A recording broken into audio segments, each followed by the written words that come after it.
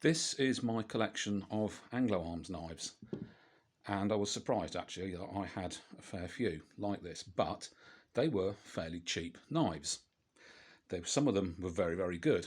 This flipper that we've done a video on is really nice. It's a nice sturdy knife.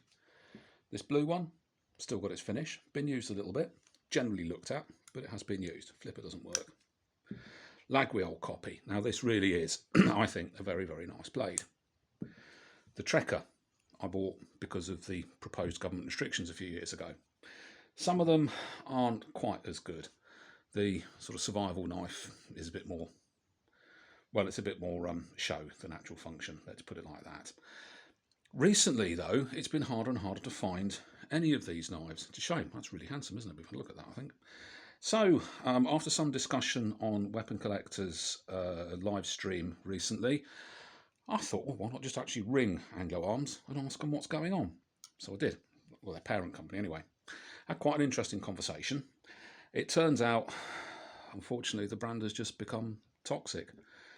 It's mentioned by these drill musicians. Drill is sort of music for idiots who are going to be either dead or in prison by the time they're 25 but think they're well-armed gangsters. Fam, respect, idiots.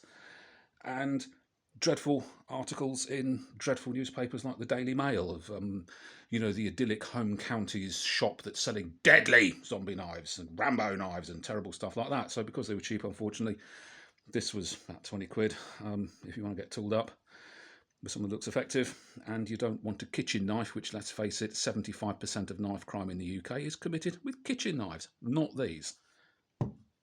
Unfortunately, the police, they've had to have meetings with the police and the Home Office, and basically Anglo Arms is going to be no more. There is still some stock left of all the other things they sell, but there is less and less of that available, which is a real, this handsome, isn't it? I do like that. Which is a real shame, because they did do some nice kit, and it wasn't very expensive. The good news is it's going to be relaunched, rebranded and relaunched.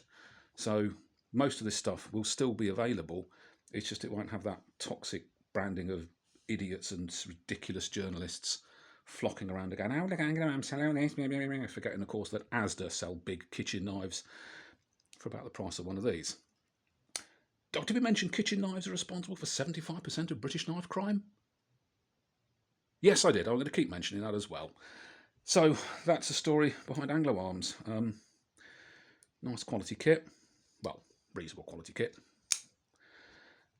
That's going to be increasingly unavailable, but in a year, 6 months or a year's time, they are hoping to relaunch a rebranded version of these.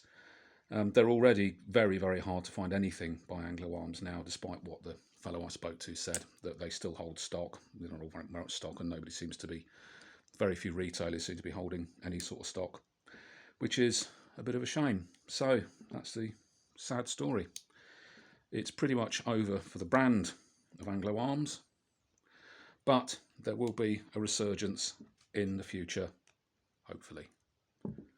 I can't wait to see what they come up with, because he did actually say we've got some good ideas and some nice stuff we're designing. So let's hope, fingers crossed, they make a success. I know idiots start, murdering each other with any of their stuff, or no idiot journalists start forgetting the fact that 75% of knife crime in the UK is committed with kitchen knives that you can buy cheaply and freely at any supermarket, rather than having to try and track down something like this, which you won't because they don't stock them anymore, or using what's this actually really surprisingly usable little bushcraft knife that they do. So that's Anglo Arms. I really hope it works for them.